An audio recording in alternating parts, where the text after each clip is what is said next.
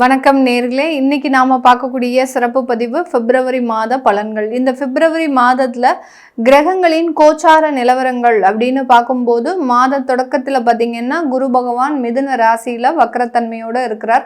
அடுத்து சிம்ம ராசியில கேது பகவான், மகர ராசியில சூரியன், செவ்வாய், புதன், சுக்கிரன் இந்த 4 கிரகங்களும் இருக்கு.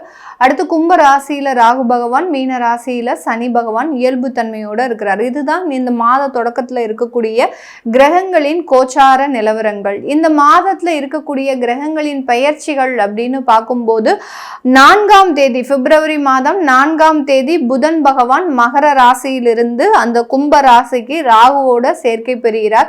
அடுத்து 6ஆம் தேதி சுக்கிரனாகப்பட்டவர் அந்த மகர ராசியிலிருந்து கும்ப ராசிக்கு புதன் ராகுவோட சேர்க்கை அடைகிறார். இந்த புதன், சுக்கிரன், ராகு இந்த 3 கிரகங்களும் 6ஆம் தேதியிலிருந்து சேர்ந்து செயல்பட ஆரம்பிக்க போகுது.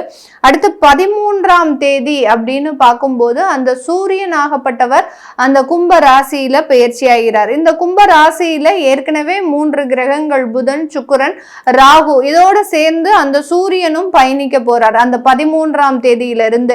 அடுத்து அந்த செவ்வாய் ஆகப்பட்டவர் இப்போ உச்ச செவ்வாயாக இருக்கக்கூடிய அந்த செவ்வாய் பகவான் மகர ராசியிலிருந்து கும்ப ராசிக்கு 23ஆம் தேதி பெயர்ச்சி ஆகிறார். 23ஆம் தேதி பிப்ரவரி மாசம் பயிற்சி ஆகும் போது அந்த கும்ப ராசிக்கு பெயர்ச்சிறார். இதனால இந்த கும்ப ராசியில பாத்தீங்கன்னா 23ஆம் தேதியிலிருந்து இந்த பிப்ரவரி மாதம் 23ஆம் தேதியிலிருந்து 5 கிரகங்களினுடைய சேர்க்கை அப்படின்றது கண்டிப்பாக இருக்க போது.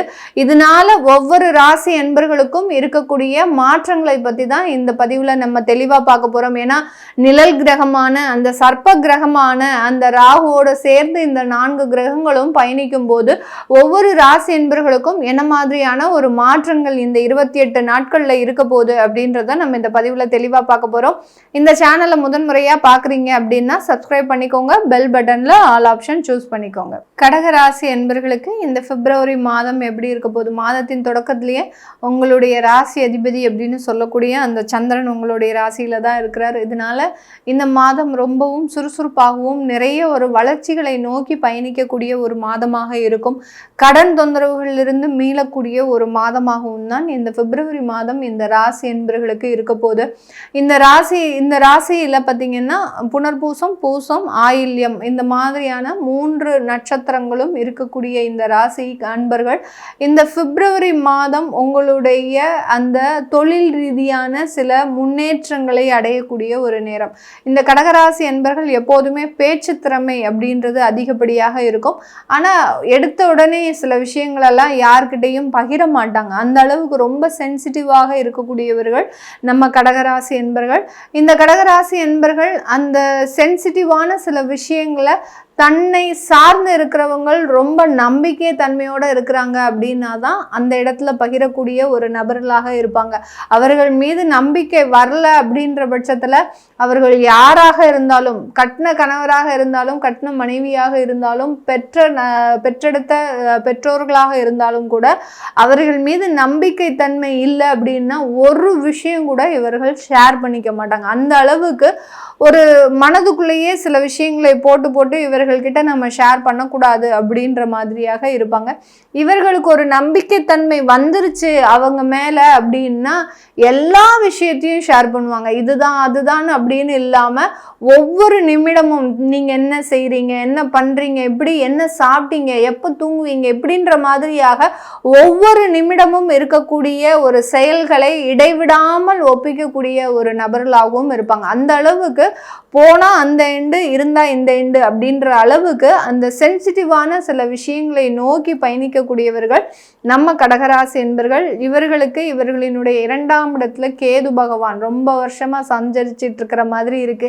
கேது பகவான் போவாரா போக மாட்டாரா மேடம் அப்படின்ற மாதிரியான சில கேள்விகளும் இருக்கும் நிறைய நபர்களுக்கு. ஏன்னா 2ஆம் இடத்துல கேது இருக்கிறதுனால பார்த்தீங்கன்னா முதல்ல கையில காசு தங்க மாட்டேங்குது. தனஸ்தானத்துல இருக்கக்கூடிய கேது பகவானால எவ்வளவோ காசு வந்தாலும் அந்த காசு கையில நிக்க மாட்டேங்குது, தண்ணியா செலவாகுது அப்படின்னு சொல்லக்கூடிய அளவிற்கு அந்த விரயங்கள் அப்படின்றது அதிகப்படியாக இருக்கும்.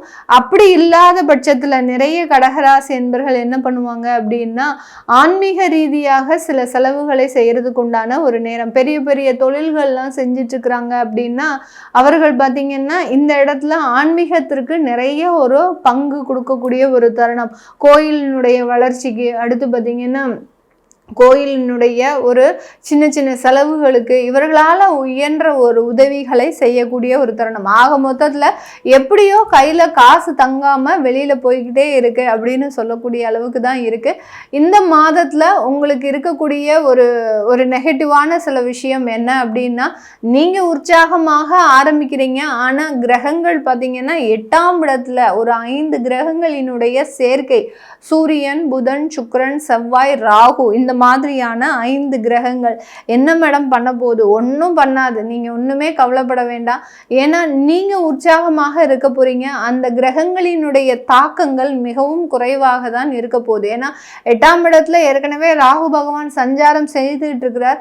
அவருடைய கண்ட்ரோல்ல தான் இந்த 4 கிரகங்களும் இருக்க போகுது. அப்படி இருக்கக்கூடிய பட்சத்துல எப்போதுமே இருக்கக்கூடிய அந்த குடும்பத்துல இருக்கக்கூடிய சின்ன சின்ன சண்டை சச்சரவுகள், அடுத்து பார்த்தீங்கன்னா சொத்து சம்பந்தப்பட்ட சில வழக்குகள் எல்லாம் சந்திக்கக்கூடிய ஒரு தருணம், தேவையில்லாத ஒரு அங்காளி பங்காளி சண்டைகள் உருவாவதற்குண்டான ஒரு நேரம். அடுத்து பார்த்தீங்கன்னா சின்ன சின்ன வியாதிகளுக்காக பயந்து நீங்க உடனே மருத்துவமனை செல்லக்கூடிய ஒரு தருணம். ஒரு சின்ன ஃபீவர் வந்துருச்சு, ஒரு சின்ன தலை சுற்றல் வந்துருச்சு அப்படின்னா அதெல்லாம் ஆர்டினரியா தான் இருக்கும். ஆனா உங்களுடைய மனம் பார்த்தீங்கன்னா ஒரு பதட்டத்தோட இருக்கக்கூடிய ஒரு மாதமாக தான் இந்த பிப்ரவரி மாதம் இருக்க போகுது. எல்லாத்துலேயுமே நம்மளுக்கு பிரச்சனை வந்துருமோ, இதை விட நம்மளால பிரச்சனையை தாங்கவே முடியாது, நம்ம எதுவாக இருந்தாலும் உடனே ட்ரீட்மெண்ட் எடுத்துடணும் அப்படின்ற மாதிரியாக அந்த பிரச்சனைகளுக்கு வழிவகுக்காமல் நீங்க செல்ல போறீங்க அப்படின்னு உங்களுடைய மன ரீதியாக நீங்க சில முடிவுகளை எடுத்து அதை கண்டு நீங்க விலகி ஓடக்கூடிய ஒரு தருணமாக தான் இந்த பிப்ரவரி மாதம் இருக்க போகுது. 9ஆம் இடத்துல சனி பகவான் இருக்கிறார். அதனால வேலை ரீதியான எந்த பிரச்சனைகளும் கிடையாது.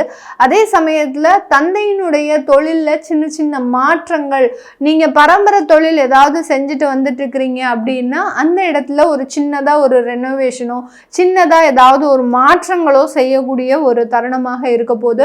பழைய வீடுகளை புதுப்பிக்கக்கூடிய ஒரு மாதமாகவும் தான் இந்த கடகராசி என்பர்களுக்கு இருக்கும். பழைய வீடுகளை நீங்க செலவு பண்ணி ஒரு லோன் போட்டு அதை ரெனோவேட் பண்ணி இப்போ ஒரு கிரவுண்ட் ஃப்ளோர் மாத்திரம் இருக்கு அப்படின்னா ஃபர்ஸ்ட் ஃப்ளோர் ஆரம்பிக்கக்கூடிய ஒரு தருணம். இந்த மாதிரியாக பழைய வீடுகளை ரெனோவேட் பண்ணி செய்யக்கூடிய ஒரு மாதமாகவும் தான் இந்த கடகராசி என்பர்களுக்கு இருக்க போகுது. இந்த கடகராசி என்பர்கள் பெண்களாக இருக்கிறீங்க அப்படின்னா இந்த காலகட்டம் ரொம்ப உங்களுக்கு மன உளைச்சல்கள் ஏற்படக்கூடிய ஒரு தருணம். அதுவும் யாரால ஏற்பட போகுது? உங்களுடைய உடன் பிறந்த சகோதர சகோதரிகள், அடுத்து பார்த்தீங்கன்னா உங்களுடைய குடும்ப உறுப்பினர்கள், உங்களுடைய கணவன் சம்பந்தப்பட்ட விஷயங்கள், அடுத்து பார்த்தீங்கன்னா உங்களுடைய குழந்தைகள், இவர்கள் மூலமாக சில பெண்களுக்கு, கடகராசி பெண்களுக்கு தேவையில்லாத மன வருத்தங்களும் தேவையில்லாத மனக்குழப்பங்களும் ஏற்படக்கூடிய ஒரு தருணமாக இருக்கும். அதே மாதிரி மெனோபா சம்பந்தப்பட்ட சில பிரச்சனைகள்லாம் அதிகரிக்கக்கூடிய ஒரு மாதம் இந்த பிப்ரவரி மாதம். பார்த்தீங்கன்னா கடகராசி பெண்களுக்கு உங்களுடைய கர்ப்பப்பை சார்ந்த சில பிரச்சனைகள் அதிகரிக்கக்கூடிய ஒரு தருணமாக இருக்கும். அதனால நெசசரி ட்ரீட்மெண்ட்ஸ் அப்படின்றது ரொம்ப ஒரு முக்கியமான ஒன்றாக தான் இந்த ராசி என்பர்களுக்கு இருக்க போகுது. இது எல்லாமே நம்ம கோச்சார நிலவரப்படி பலன்களை கணிச்சு சொல்லியிருக்கிறோம்.